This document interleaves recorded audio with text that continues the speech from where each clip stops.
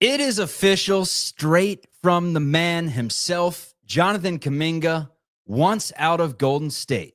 Will he get his wish? You are Locked On Warriors, your daily Golden State Warriors podcast. What are they going to say now? Part of the Locked On Podcast Network, your team every day.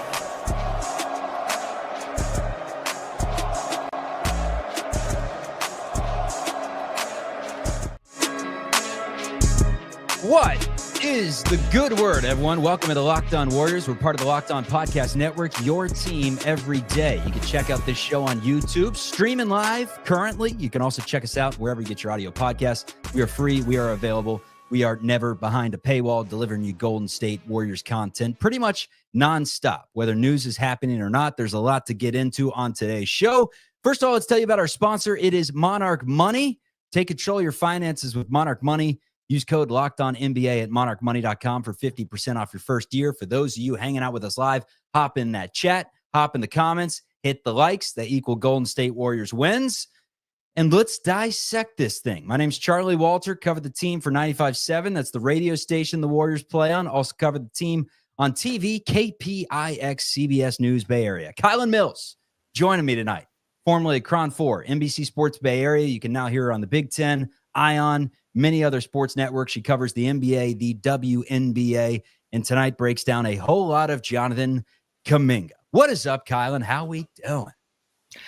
Doing great, Chuck. Quite the drama to talk about in Warriors land today. I'm still waiting for somebody to get signed, but in the meantime, we got to figure out what's going on with Jonathan Kuminga. The situation is starting to get messy. I mean, not starting to get messy. It's been messy and getting messier. At this point, sign the dude or let him walk. That's where I'm at.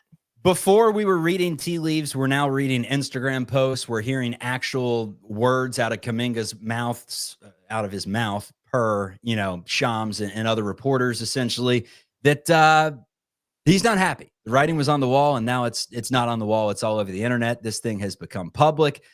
Tried to watch a little bit of Happy Gilmore 2 today to kind of brighten up the spirits, because this has been a depressing saga. Was very excited with the cameos in there and the role of Shooter McGavin, but that's a breakdown for another day when you've seen it. As you know, Kylen, Happy Gilmore, my favorite movie. The second one, did it disappoint? Depends who you ask. Anyways, Jonathan Kuminga, this whole saga has disappointed. The latest we have heard regarding Jonathan Kuminga, 2 years, $45 million is what he has been offered.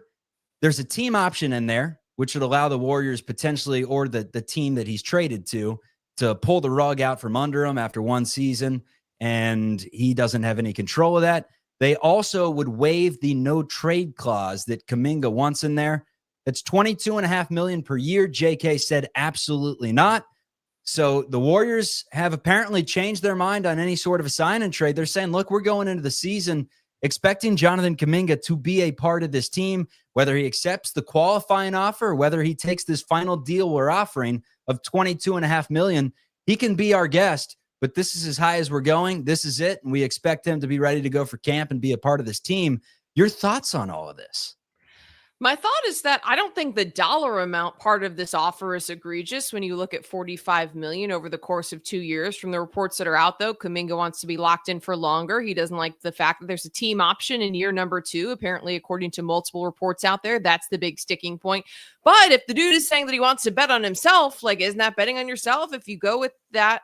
If you go with that contract and then you assume or you believe that you're going to get the team's going to opt in for the second year because you're going to ball out this upcoming season. So I don't know. It's odd to me that's the sticking point. But the fact that the Warriors organization would have control, as you talked about, I think the trade clause would be the bigger sticking point in my eyes, which I do understand. My thing is just that I don't see the future that Jonathan Kuminga envisions for himself aligning with the future that the Warriors see for him, at least in the immediate future. Head coach Steve Kerr has said on podcasts that right now that Jonathan Kuminga, or on radio interviews, that Jonathan Kuminga is not going to be a high usage player, that he's not going to be someone in a star role.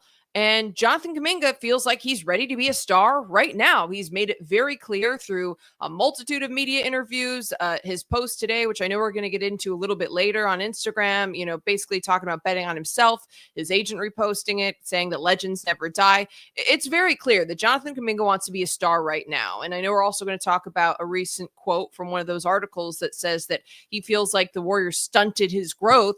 And you can make the argument that's true. They stunted his growth compared to going to Washington Wizards organization that's absolute trash, where he would be able to play unlimited minutes, do whatever he wants with a basketball, and be ball dominant and score, as much as he wants, run up the numbers, right? And that's not going to happen in a Warriors organization where he came in his rookie season and won a championship. He came in and had to play a role, and that role was not being the superstar, and it never will be as long as Steph Curry's on this team.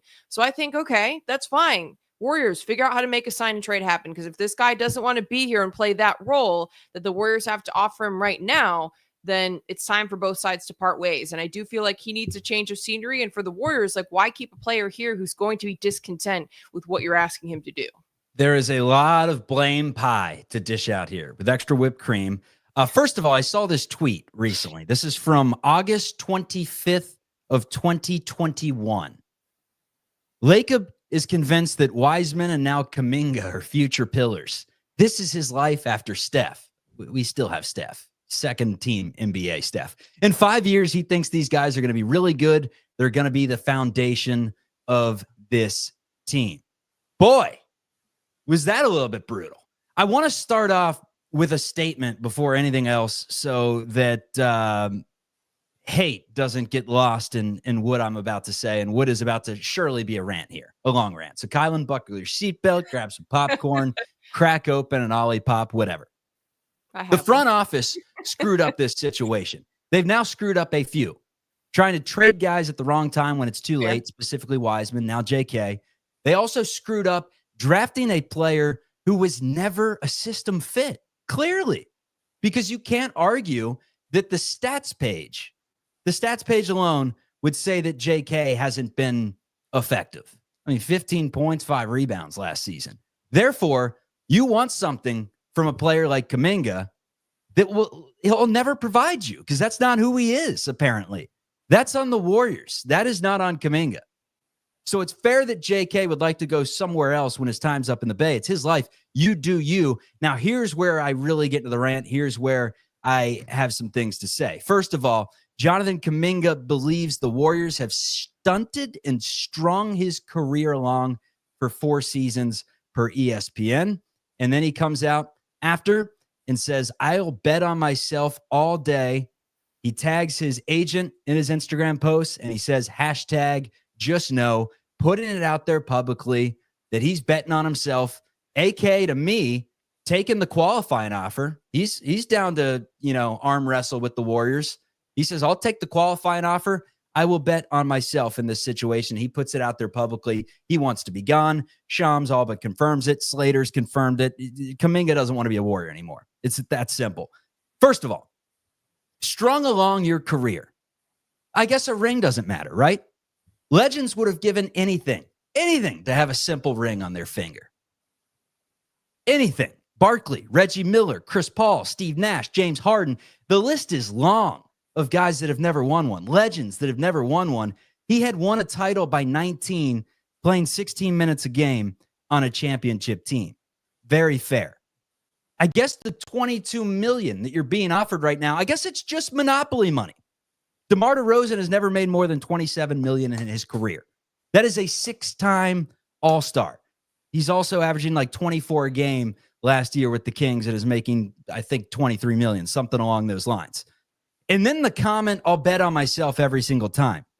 Wouldn't that be, like you said, to take the contract knowing that you're going to make more money this season? You're definitely going to be traded. The Warriors don't want to deal with you anymore. You're going to be traded. I promise you, they don't want a full year of this. And then you're unrestricted when you're 24 years of age with $45 million in your checking account.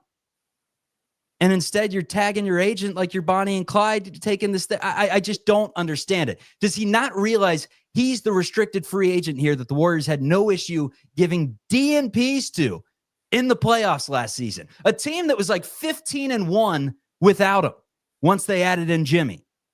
And this guy who has done nothing aside from scoring 30 points and losses at the end of the day, thinks that he holds the power here. This is exactly why I believe the reports that Steph Curry actually came out and said, you know what? Play Guy Santos in some of these meaningful minutes down the stretch here against the Denver Nuggets. Some of those reports that we heard last season, Lakers, that stretch. That's why. This is I'm a star mentality that he has. So go be a star in Sacramento. What are the Warriors waiting for? Again, this is on both sides here. I don't want to put all the blame on Kuminga. That's why I started with the front office. I truly think Kuminga is a solid player. But the guy's averaged 25 minutes per game for 2 straight seasons. He averaged nearly 10 shots per game the past 2 seasons. They gave him 16 minutes per game as a 19-year-old on a championship team. Enjoy your ring. Sorry it stunted your development. Sorry about it. You're 22 years of age. I hear a ton of me in this situation. You've played with Hall of Famers.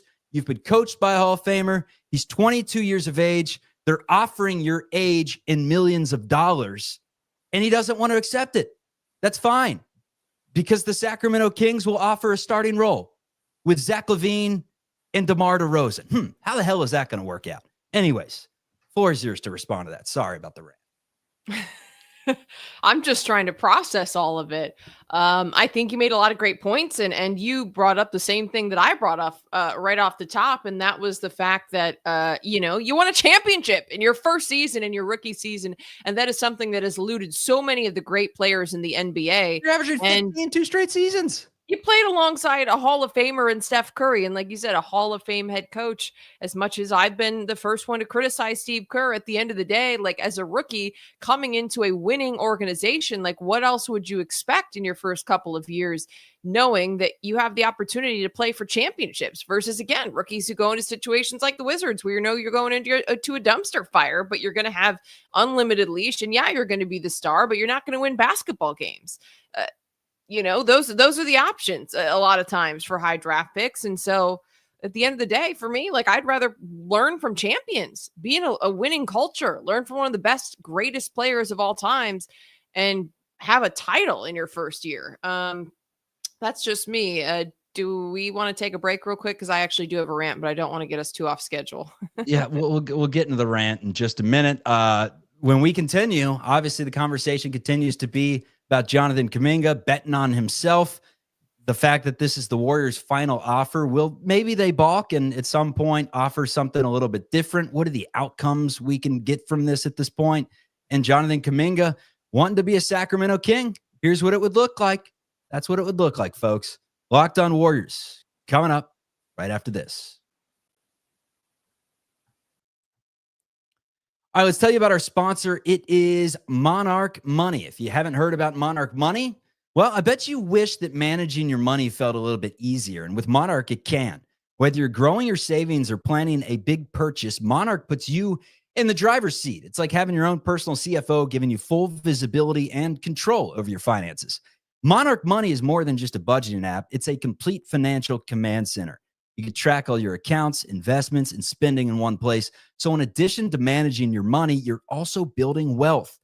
Surprising things that you will notice when you download Monarch Money is specific categories, whether it's takeout, whether it's food delivery, whether it's streaming services, Amazon purchases, whatever. You could figure out how it adds up and whether it's more than expected. Also, having everything in one app makes it easier to manage your money on a day-to-day basis. If you share your finances with someone, Monarch will help you stay on the same page. It'll help you reach your financial goals. So start taking control of your finances right now with Monarch Money. Here's a deal. Use code LOCKEDONNBA at monarchmoney.com. You'll get 50% off your first year. That's monarchmoney.com. Code LOCKEDONNBA for half off your first year. And most importantly, he a dog. We need more dogs. All right, so the Sacramento Kings have offered a long-term deal, it sounds like, per the reports. 4 years, $90 million is what I believe. 90-something million dollars was what the final number was there. And then the Phoenix Suns have a sign-and-trade offer for Jonathan Kuminga as Wes O'Neal, it's Nick Richards, and it is 4 second-round picks per Mark Spears. The Warriors, apparently, last we heard per Slater, don't want anything to do with these sign and trades. They basically believe that they hold all the power in this situation. And they expect Jonathan to be ready to go, to accept this deal, or to truly bet on himself, like he said, and take the qualifying offer of $7.9 million. Here's what I don't understand, Kylen. $22.5 million is the number that they've offered. There is a team option in there, which to me basically says if they can't get anything for Kuminga at the deadline, they're going to dump you anyways. They don't want you long term. That's what I'm getting from that team option in there. So one way or the other, you're not going to be a Golden State Warrior after this season. Now, the no trade clause, that's something that could be a little bit dicey for Kuminga if he wants a specific spot. Is his specific spot seriously the Sacramento Kings with DeMar and with Levine, with other ball stoppers? I heard someone in the chat say, well, they'd trade DeMar somewhere. Okay, to where? It's late in the offseason. It doesn't work that way. This isn't 2K. So that is one of the things that I wonder, and it just makes me wonder. The 7.9, the 22.5, either way, the Warriors control it for the most part.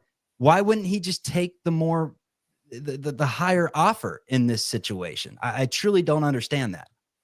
Here's the thing. Jonathan Kuminga is a restricted free agent. If another team can out and out offer him more money than the Golden State Warriors are willing to offer, he can take that. And then the Warriors have to match him or they let him walk. The issue is with the cap space. I don't think there's a team out there who can offer Jonathan Kuminga more money that wants to pursue Jonathan Kuminga. That's the thing right now, is that reports are on the table that the Suns and the Sacramento Kings both have offers that are, if I can pull it up, 4 years and what was it, Chuck, in the $90 million range, I believe. In terms out of like 25 million a year. So 24 million a year. The issue is that they'd have to move pieces, and that's why they're trying to execute some type of sign and trade with the Golden State Warriors.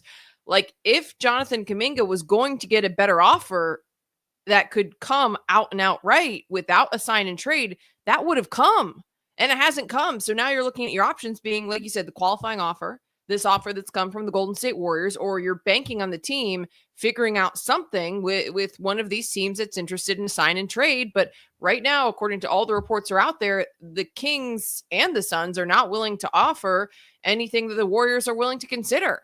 So that puts you in a stalemate position. Here's my thing with both sides, both parties involved. The Golden State Warriors and Jonathan Kuminga, I think both parties are guilty to some degree. This isn't a trial. This isn't one or the other, guilty, not guilty. I think they're both guilty to some degree. For sure. I think that Jonathan Kuminga has a right to be frustrated with how he was used at various times by this coaching staff, by the lack of playing time, by the inconsistent playing time, times where he's playing great and all of a sudden getting pulled and yanked and DNP'd, or times that he's played great in a single game and then all of a sudden not played in the fourth quarter, where you're like, make it make sense. At times he's had a very short leash, as we've talked about extensively on the show. And do I think the Warriors could have done a better job developing Jonathan Kuminga? Yes. I also think that some of Steve Kerr's comments about Jonathan Kuminga not being a big go-to player right now, absolutely give him a right to be frustrated. Yeah, absolutely. But at the end of the day, you are still a young player who needs to prove yourself in this league. Like, you're not a superstar yet. You've got ways to go. And you can say the Warriors stunted your growth, but you won a ring in exchange for that. So, there is a little bit of a payoff there in getting drafted again to a Warriors org versus an organization where you would have been the best player, but you wouldn't have won basketball games. Let me chime in, because this is such a huge question that I got to ask. What does, like, the stunting the growth, first season, win a championship, 16 minutes per game, that's fair, right? Second season, you get your minutes when Wiggins is hurt, when Wiggins is gone for the personal matter. Wiggins comes back, you lose your playing time. That's a fair argument, right? That's years ago at this point. Year 3, a season before this past one, I mean, once Draymond was suspended, he's getting 30, 35 minutes a night at that point. Like, the team just wasn't that good. There's not a lot to argue with in that situation. This year he got hurt. He was playing serious minutes. Draymond was passing him the keys like he was supposed to be the dude, and he was scoring 34 in back-to-back nights right before he got hurt, and he got hurt. And then they brought in Jimmy Butler, and the team started off 15-1. Like, what is the issue here? You were getting DNPs in the playoffs a season ago, and you're acting like the Warriors can't do it again without you, to where you hold all the power here. And it's just, I don't see it in that light, to where at the end of the day, be a team player. and do what you're asked of to a certain degree. Yes, and here's my issue with, like, I don't disagree with you Again, on the that. DNPs I were think he has horrible. the right to be frustrated, but I also think that he needs to some degree, be a team player and realize that as a young player in this league, at times you got to wait your turn. You got to go through some stuff, which is what he went through. Like, he went through some stuff in terms of the inconsistent playing time and all that. I know you pointed out winning the championship, playing 25 minutes a night. Let's face it, Jonathan Kuminga wants to be the go-to guy. He wants to be playing 35 minutes a night. He wants to be getting the ball every time down the floor. Like, it's very clear he wants to be a superstar, and the Warriors have not given him the leash to do that.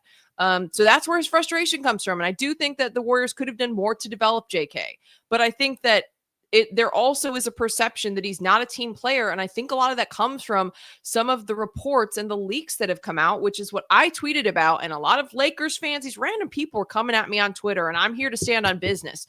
Because this is the issue. Then that ruins the image of Jonathan Kuminga. Then it becomes this narrative that he's not a team player because he's talking to the San Francisco Chronicle and doing an interview where he's criticizing the coaching staff, saying he's unhappy, saying that he wants a bigger role.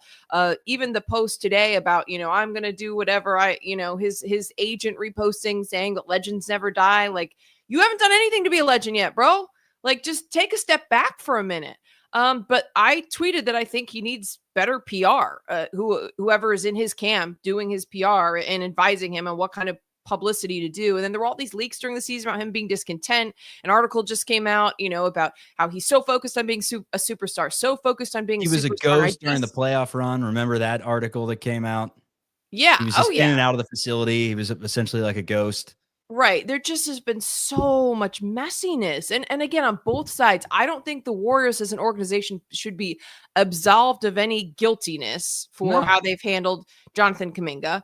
But at the same time, I said the thing about the PR staff, not that you can't speak out if you don't think you're being treated right, but this just has been going on over the course of his entire tenure. And for a player who's on their rookie contract, playing on a team that just won a title alongside Steph Curry, to be constantly complaining about playing time and the way that he's being used, like, that just is not the kind of stuff that you put out there to the media. And he's flat out said it in interviews. Yeah. And it's flat out been reported coming straight out of his mouth. In addition to, like I said, I think articles that have been leaked or where Anthony Slater is reporting, well, all of my sources and people in JK's camp or whatever telling me he wants to be a superstar, blah, blah, blah. Like, I do believe that there is a level of responsibility for him to what kind of PR and coverage that he's allowing out there, because then I think that's what's created this narrative that JK is not a team player, in addition to some things that I did see with my own eyes. Like, I think that watching him on the bench, there's times where it's clear, like, based on his body language, he looked frustrated. I also think, especially this past season, there were times where he came in the game before and after the injury where he just didn't look engaged, which to me says something about the attitude, right? Like, you come in the game, you don't look like you're super engaged. You don't look like you're giving maximum effort. Do you know? So there's something to be said for that, and there may be something there, but that's why, like I said, I had people coming at me on Twitter being like, oh, well, you're saying shut up and dribble. I'm not saying shut up and dribble. Look, like, players have the right to say whatever they want, but I also think you got to please be smart, play the game.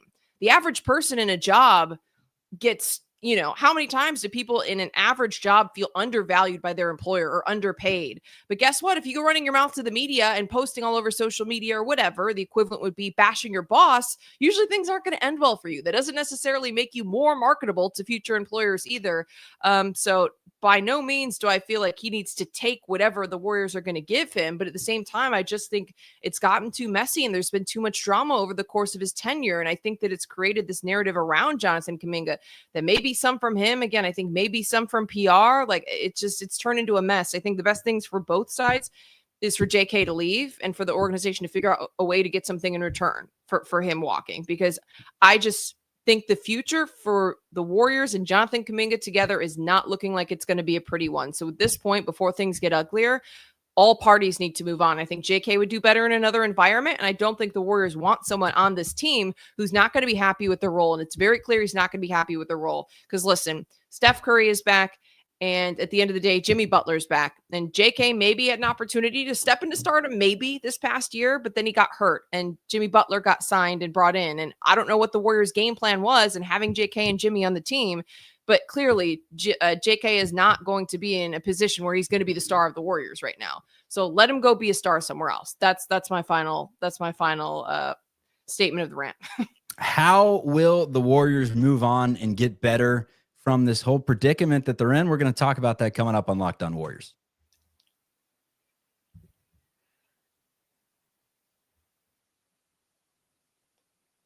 Kylen, do you know what the only stat is that doesn't lie? The only stat.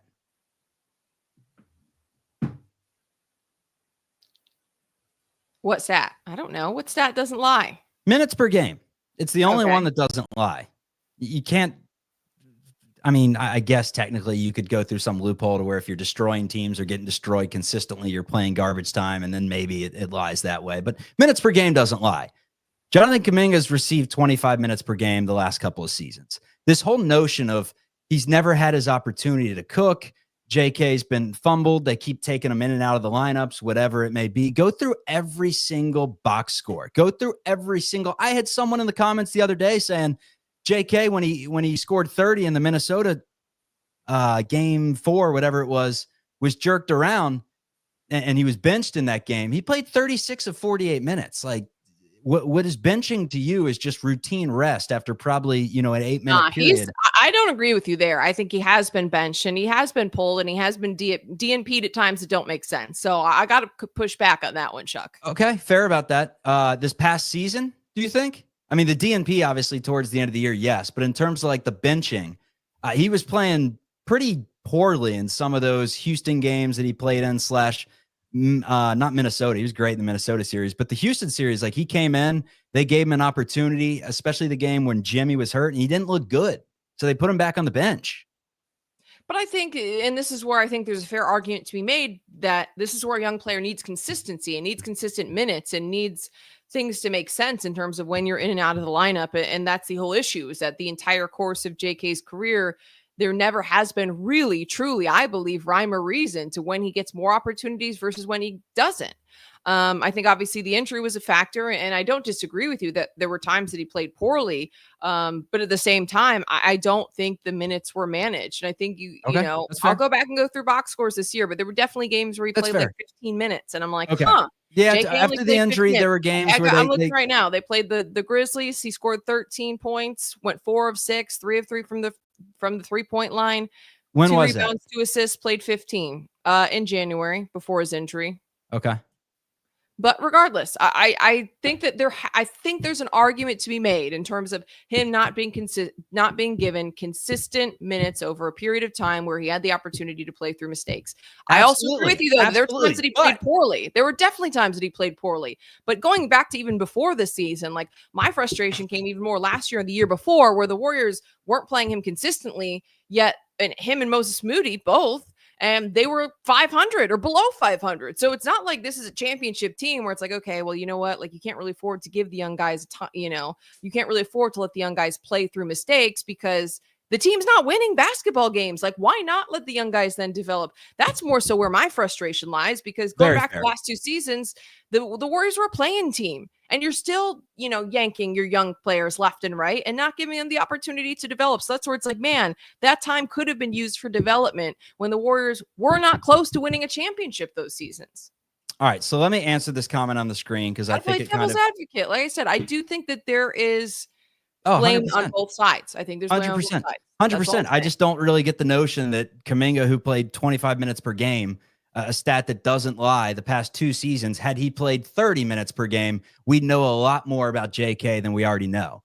I think the coaching staff, at least the one that's the main decision maker, and whether you hate Steve Kerr or not, as long as he's the head coach, there's not a lot we can do on this program. All that we can do is advocate for the guys to be here that the head coach likes. Otherwise, it doesn't make any sense.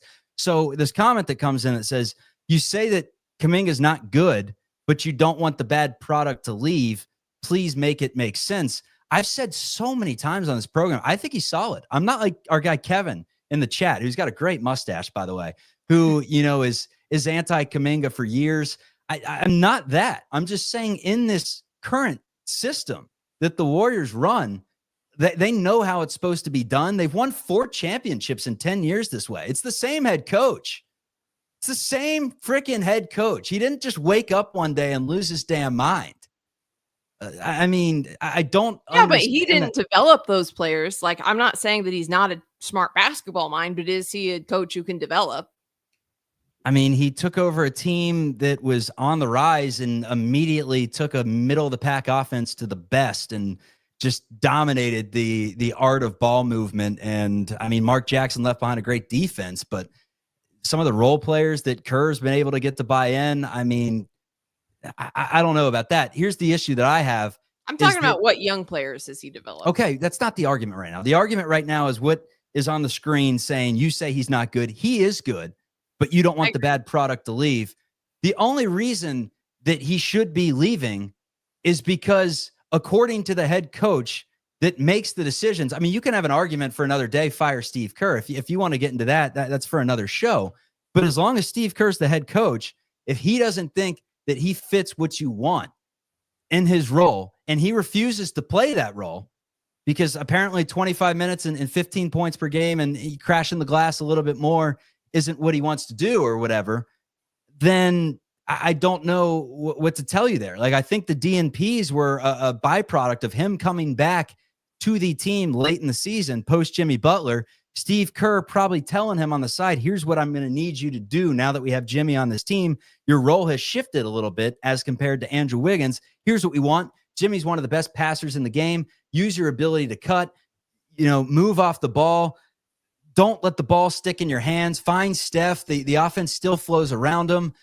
Don't be a ball stopper when it's in your hands. Defensively, whatever. I mean, defensively, you got to learn by trial and error, like you said, more minutes there. But offensively, a lot of controllable things there. So it's not that we don't want the bad product to leave, because he's not a bad product. He's good. He'd just be better elsewhere. For all parties, it would be better. The issue is the front office screwed that up. It's too late. You're not going to get much better. You take what you can get. Apparently, the Warriors don't want to take it. So it's up to them right now to somehow mend this relationship and make it work if that's the route they truly want to go. That's the Big J reporting that's come out from Slater and company. I'm a firm believer that that's a whole bunch of hogwash, as they call it in the hills of Huntington, West Virginia. Hogwash. There's absolutely no way he's coming back to this team next year. No way. I don't know, man. I don't know if I'm ready to say there's no way that he's coming back to this team next year, because the Warriors front office clearly is in a stalemate because they do not like the offers that are on the table. But at this point, I'm with you, Chuck, and that I think they've got to figure out how to get a deal done, because I'm in agreement with Megatron and the people in the comments that are saying, free Kuminga, let him go, let him fly, let him be free. Can you respond to this comment? I just don't know that this relationship can be mended to the point where it is going to be constructive for Jonathan Kuminga to continue to be on this Warriors roster. He clearly wants to be a star on a team right now, and that's not what the Warriors can offer and provide, because he doesn't want to be Jimmy. He doesn't. He's never said that. He wants to be a consistent. He wants to be someone that gets 30+ minutes that plays. That's exactly what I read. That he thinks he can be a star now. That he thinks he could be a star now. So that's why I say let him go. Like, if he wants to do that, let him go do that somewhere else. He's going to wait months and hurt their free agent signings and sign the qualifying offer. Well, yeah, that would be probably a disaster for the Warriors, honestly, right? Have we gotten to be that petty to where you think that's what he would actually do with that intention in mind? And if that was why the not case, just take the money at that point? You have there's a team option in there to where the Warriors don't want to bring it back, man. Like, they're going to actively try to trade you. Take the more money. You're going to control your own destiny anyways. You may have to play for a team that you don't want to play for an extra season. But then by the time you're 24, bet on yourself, hit the unrestricted free agency market with 45 mil in your checking account. It's all good. Yeah, I mean, so that's the thing. Jonathan Kuminga he could wait months and he could be petty and he could take the qualifying offer, but you're forfeiting, how much would it be again, Chuck? Like $14 million? $14 million is not a small chunk of change. That would be a lot of money to forfeit to ultimately be petty, because like you said, Chuck, the team option is on the same situation. And I agree with you to where I think that the Warriors are going to try to find a trade partner before the deadline. And if that doesn't happen, they're going to opt out of that team option the second year. And then Jonathan Kuminga would be in the same position he'd be in if he signed the qualifying offer, but he'd be $14+ million richer.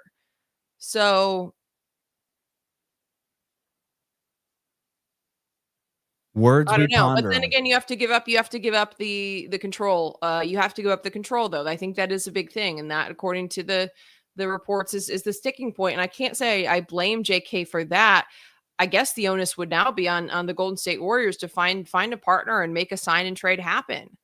But Okay, so if this became if this became like an arm wrestling match that Kuminga knew he was going to win, then okay, I can understand this comment right here. But from KS, not everyone prostitutes their freedom, Chuck. Regardless, the Warriors they hold the cards at the end of the day.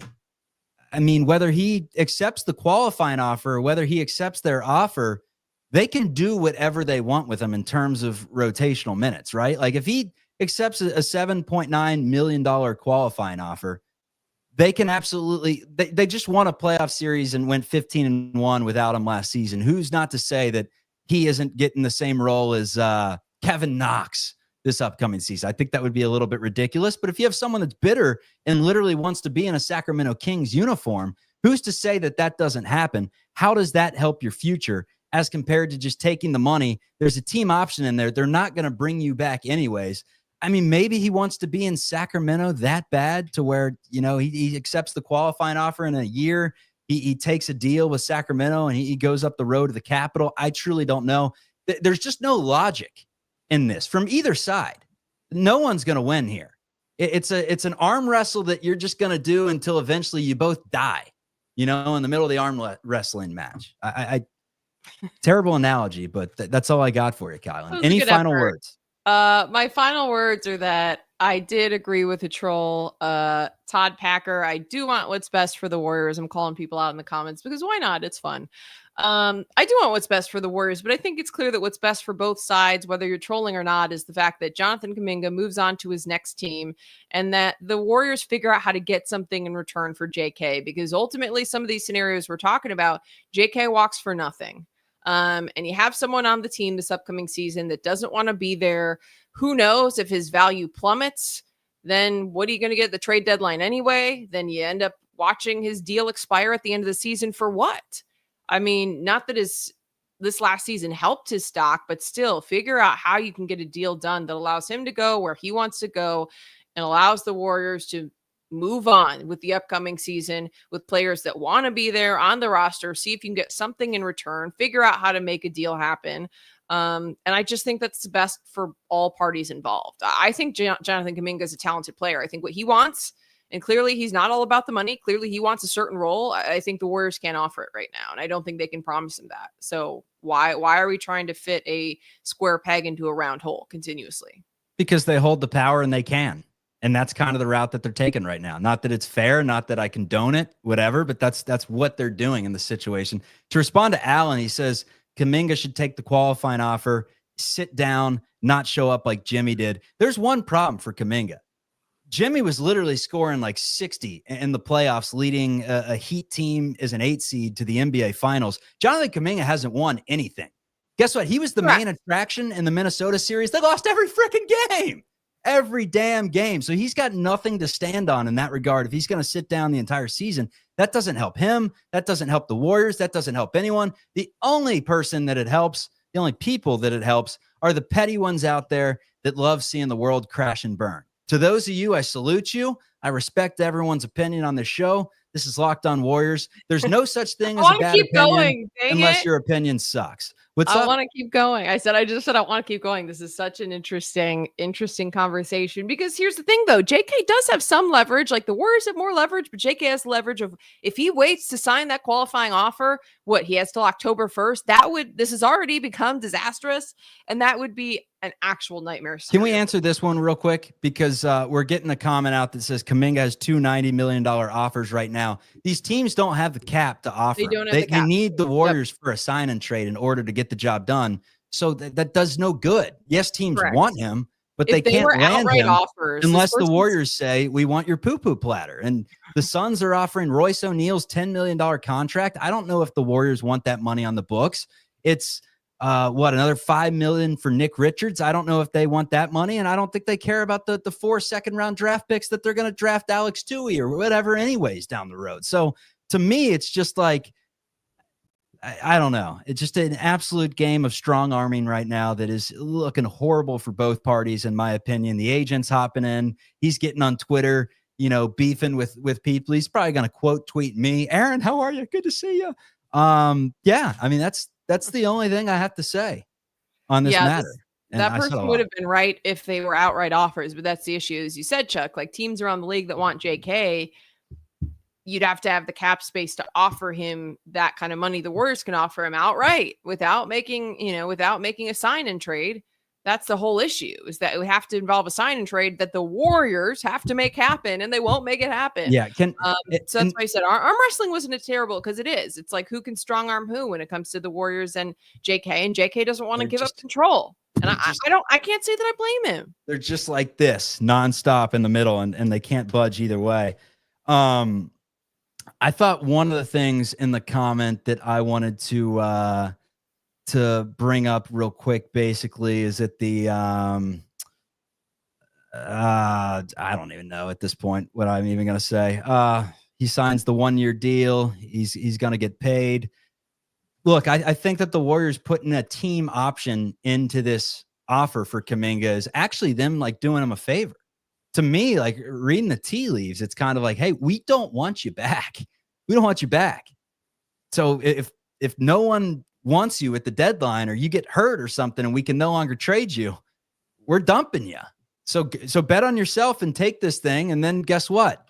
We'll trade you at the deadline. You'll go to another team for a season, and they're going to pick up your option because they traded for you. Of course they are. And then you hit the deadline a year later with more money in your pockets. That's me being the logical human being that knows that if you get $22 million in your bank account, there's a thing called capital interest, and you will be set for life. I mean, the finance side of me, I don't even know finances, but I know that you don't turn down however much money. And people in the chat, he doesn't prostitute his freedom. I can't cuss on this show, but I want to. Anyways, this is Locked On Warriors. Last final thoughts, Kylen. You got to cut it. All right. This is Locked On Warriors. Thank you for joining the program today. Great debate. Again, opinions always welcome, unless your opinions suck. And they're still welcome. This is Locked On Warriors, everyone. Peace. Have a great night.